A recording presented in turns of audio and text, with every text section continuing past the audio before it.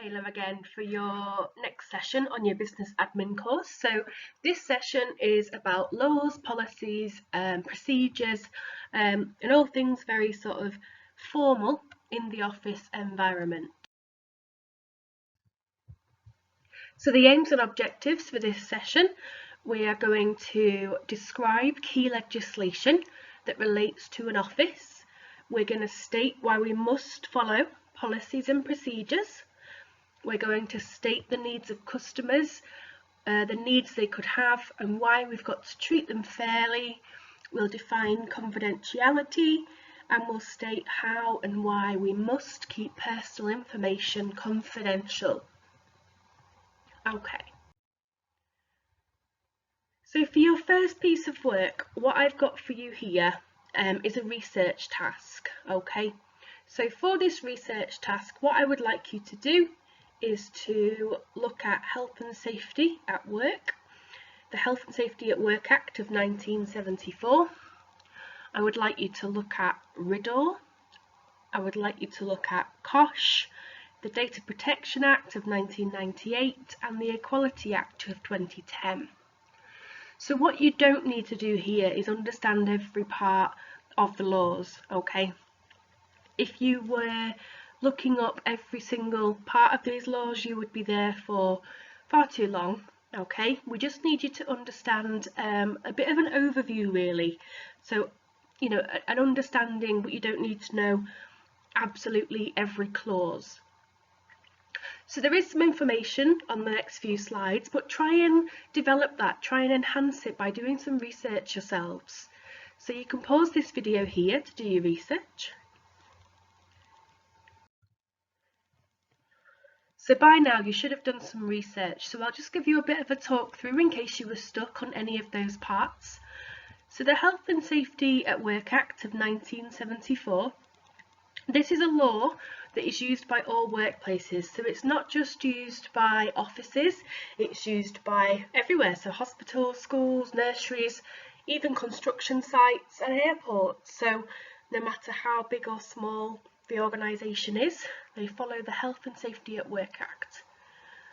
Now, your responsibilities as an employee, what you must do is report hazards, because if you see something that somebody could trip and fall over on, or if there's broken equipment or a hole in the floor or something, what you don't want is somebody to get hurt, especially if you haven't bothered to report it, because that's part of your ongoing risk assessment and part of your health and safety policy as well. And every workplace will have a health and safety policy, and they will give you training on what to do, and that comes from the Health and Safety at Work Act. If employees don't report hazards and someone is injured by that hazard, it can lead to prosecution if you're found guilty. On to RIDDOR next. So RIDDOR stands for Reporting of Injuries, Diseases and Dangerous Occurrences Regulations. What RIDDOR does is they investigate injuries and deaths in the workplace. So they only really look at severe injuries, okay? What they're sort of not bothered about are sort of minor injuries, breaking of fingers and thumbs and things like that. But if you was to break a bone in your hand or your arm or your leg, they'd want to know about it. Especially, you know, thinking about things like burns. If you sort of catch yourself on some steam from the kettle, they won't need to know about that. But if you get a chemical burn that's quite large, they would need to know about it. So it might be worth you having a look at the reportable injuries under RIDDOR. All employees must report all injuries to their line manager and make sure it's written in the accident book. So that will be down to you to make sure that you are, you know, admitting that you've had an accident at work, that you've got an injury from the workplace, and that it is getting recorded. Another thing that RIDDOR do is it means that the health and safety executive, they can come out and have a look at how the workplace is doing, and they're going to have a look at if all of your accidents have been reported and recorded correctly in the accident book. So it is, you know, legally binding. The next one is COSH. So COSH stands for the Control of Substances that are Hazardous to Health. So COSH relates to chemicals like cleaning products, ink, paint. I've got there a nursery. Obviously in an office as well, you've got ink in your pens, there'll probably be cleaning products in your kitchen area. COSH is covered in your health and safety policy at work. What the regulations say is that you shouldn't be mixing chemicals, you've got to store them correctly, so you've got to be careful that things are stored in the correct bottles with the correct labels on, just so things cannot be mixed up for something that they're not. If COSH is not followed, then there's risks of burns to other staff members. Chemical burns are very painful. The Data Protection Act of 1998, it protects everybody's confidential data. So your data could be things like addresses, contact numbers, bank details, disabilities. In terms of Data Protection Act in your office environment there, what you need to be careful of is that you are ensuring that that data is protected and it is safe and secure. Otherwise you could have a large fine for breach of that data. And lastly, the Equality Act of 2010. So the Equality Act of 2010 stops people from being discriminated against because of their age, their race, their gender, their disability, religion. All workplaces will have a policy on equality and diversity, and most workplaces will do training on that policy as well.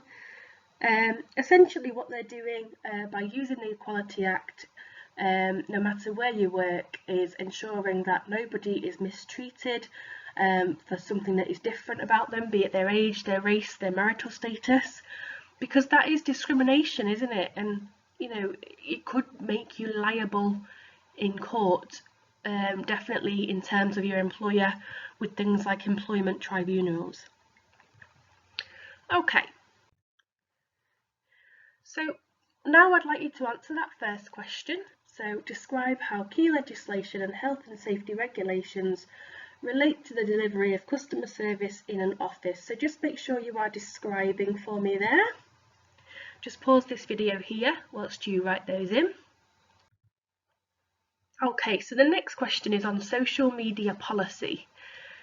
So how does a social media policy help employees to give a good level of customer service? So we are going to be doing a full unit on social media, which will be quite fun for you. Hopefully it'll be new knowledge. It is the future. If you're not sure what that means, it's things like Facebook, Twitter, Instagram, YouTube. There's so many now, isn't there? How does a social media policy, so just the policy, help employees to give a good level of customer service? So it does this because it sets out the expectations for the behaviours of the staff who are updating or replying to customers on social media.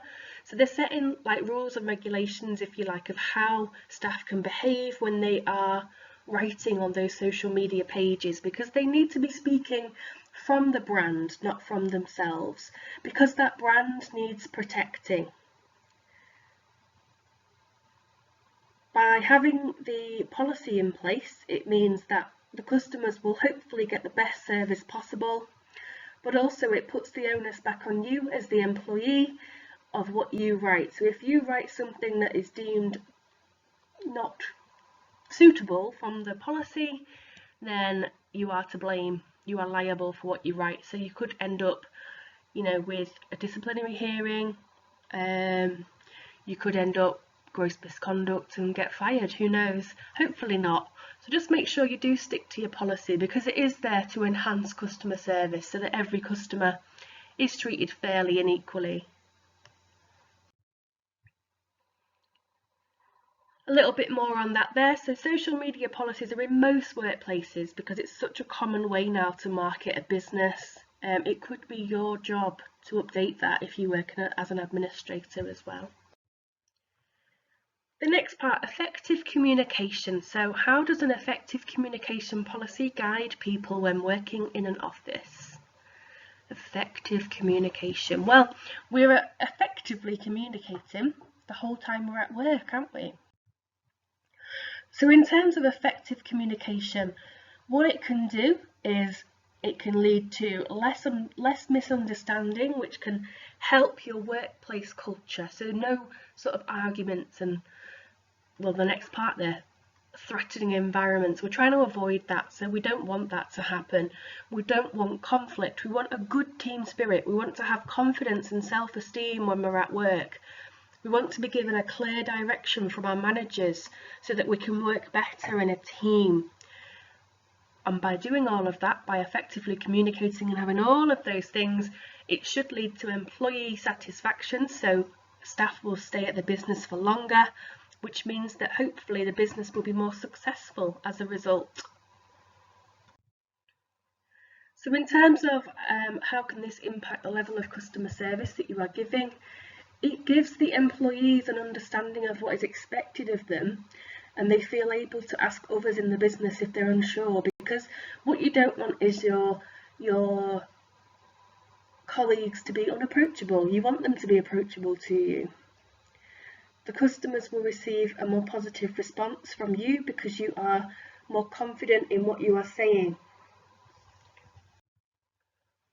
The next part, a first aid procedure. So how does having a first aid procedure in place help employees to give good customer service, give customers and colleagues a good level of customer service? So think about whether you can give first aid. I can't give first aid. Why? Because I don't have a first aid certificate. Okay. If you don't have a first aid certificate, you cannot give first aid because you are not insured to do so. It could be that it expired last week and somebody needs assistance right now. You are not a qualified first aider, you cannot do it. If you make a mistake, if you harm that person, you're going to be liable for those actions that you take. The accident book there is joined onto this part of the question as well. So how does it help employees to give a good level of customer service? So this kind of links back to when we looked at the Health and Safety at Work Act of 1974 and back to RIDDOR as well. So the accident book is there because we need to record all of those accidents and injuries that happen in the workplace, so that, well, if they're serious, they would be reporting to RIDDOR. To stop the same accident happening again, you should be doing a risk assessment. So if the accident was recorded in the accident book, if there was a risk assessment undertaken to prevent it from happening again, then essentially the same accident shouldn't happen ever again, hopefully. So it helps to give a good level of customer service because the accident should be prevented, so the customers shouldn't be getting hurt in your workplace or your colleagues. Data protection / GDPR. Okay, so I've put GDPR in there because that is the updated laws of 2018. General data protection regulations, I think. So in terms of data protection, so what could happen if you don't follow the rules? This is the key part here. So I've put some figures on your screen here, so you can see that the fines there are really big. Okay, so 10 million euros or 20 million euros, depending on the turnover of your company, if there is found to be non-compliance of data protection, essentially. So how are they determined? So you can see on your screen here what you would have to do to get those fines, and really those numbers are very low. We don't need a full understanding of this here, but what we need to understand is the seriousness of making sure that we protect data, because if we don't, we are liable, well, the companies that we work for are liable for very large fines. So how does data protection give a better level of customer service? So it gives the customer trust in your ability as an office worker, but also as a company. They know their information is safe and will not be misused or sold. You may have remembered from a couple of years ago that Facebook sold lots and lots of people's data without their permission, so they got really big fines. Different to the fines that we just looked at because it is American laws. What type of data is protected? So it's any type of data. It could be names, contact details, national insurance numbers, email addresses. It could be bank details, credit card numbers, anything at all. Disability information, depending on where you work, why someone's ringing the doctors that day. Essentially, any information that you get from a customer that is personal to themselves needs to be protected. So I'd like you to answer that question now. So you've got another table to do. So outline key practices and procedures that are used in an office environment to ensure good customer service. Remember that you've got to use sentences in your answer, and you can do some extra research there if you wish to enhance those answers.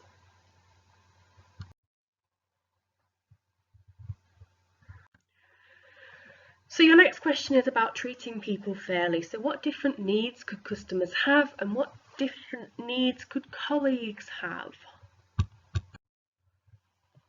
So people can have different needs no matter if they're your colleague or your customer.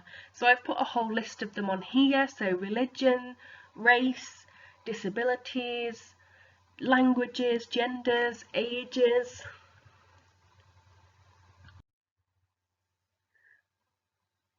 So what you need to do now is answer question 3, state different needs that customers may have. Because you're stating, you can't use bullet points like I did. You need to develop that into a good couple of sentences, 2 to 3 there to answer that question. But why can't we treat everybody the same? Why does it matter?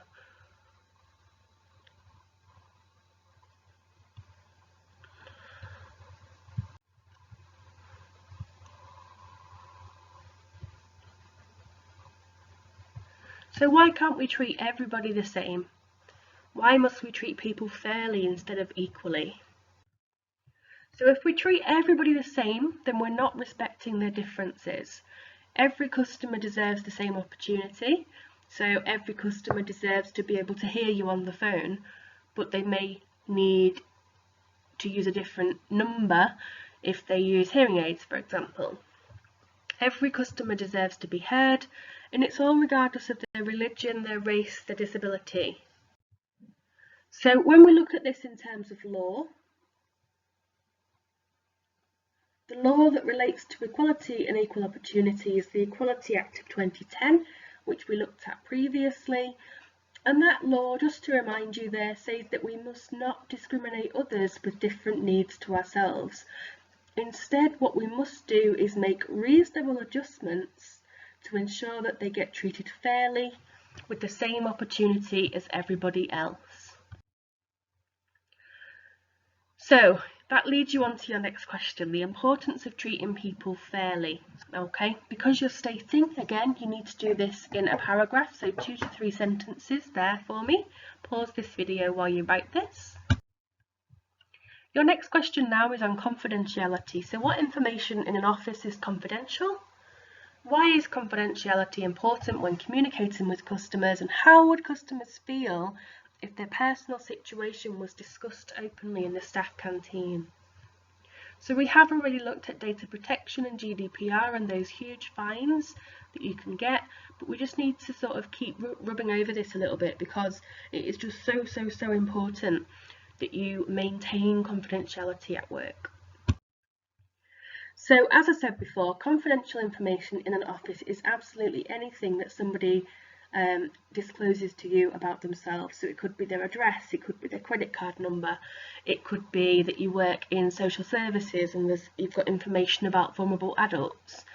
It could be that you've taken down some ID like their passport or a payslip. Confidentiality is so important when you communicate with customers because they need to be able to trust the organisation and they need to feel that their data is safe with you. So your next question, question 5, state the importance of maintaining confidentiality with customers.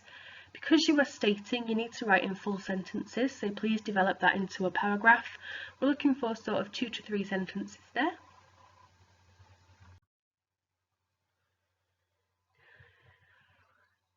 So how can staff look after customers' confidential information? So I told you there was a little bit more on confidentiality, so here it is. So now that we've looked at what the information is and why we must keep it safe, now it's how can we keep it safe? So we need to not discuss personal information in an open room. So if you're in a very open plan office and you're meeting with a customer, think about your bank if you want to imagine an environment. They should be taking you off into a separate room to discuss your personal finances rather than keeping you in the sort of open plan area at the front of the bank. So don't tell people a customer's confidential information unless they need to know it. So you can't just discuss it in the canteen with your pal over your lunch break. Only if they need to know it should you be telling your colleague about it. And you definitely shouldn't be telling other customers each other's information. If you have paper-based information, you need to make sure the filing cabinets are locked. People can become very complacent and very almost lazy and not lock these cabinets, or they lock them but they keep the key inside them. I've seen that a few times. So make sure they're locked and the key is in a safe place. Make sure you use a password on a computer to secure. You need to make sure that you update your password regularly as well. The last one here says encrypt data. Now quite often people say to me, what on earth is that? If any of you use WhatsApp actually encrypts your data. That doesn't really help you understand what it is, but it makes you understand how common it is to be encrypted. So encryption of data means that the company that have your data can turn it into a code that cannot be deciphered by sort of me or you. We would need to know how to break that code in order to read it. So every letter will be turned into a different symbol. So that should give you ways to protect data, so ways to protect personal information of customers. So again, because you're outlining, you need to write in full sentences and develop that short paragraph. So today we've talked lots and lots and lots about different rules and policies and procedures. Now what I would like you to do is just to sort of summarise here. Why can't we make up our own rules at work? Why do we have to follow those policies? What may happen if we do not follow those policies? So in terms of following policies, we've got to do it, because if we make our own rules up at work, then we're all going to be doing different things.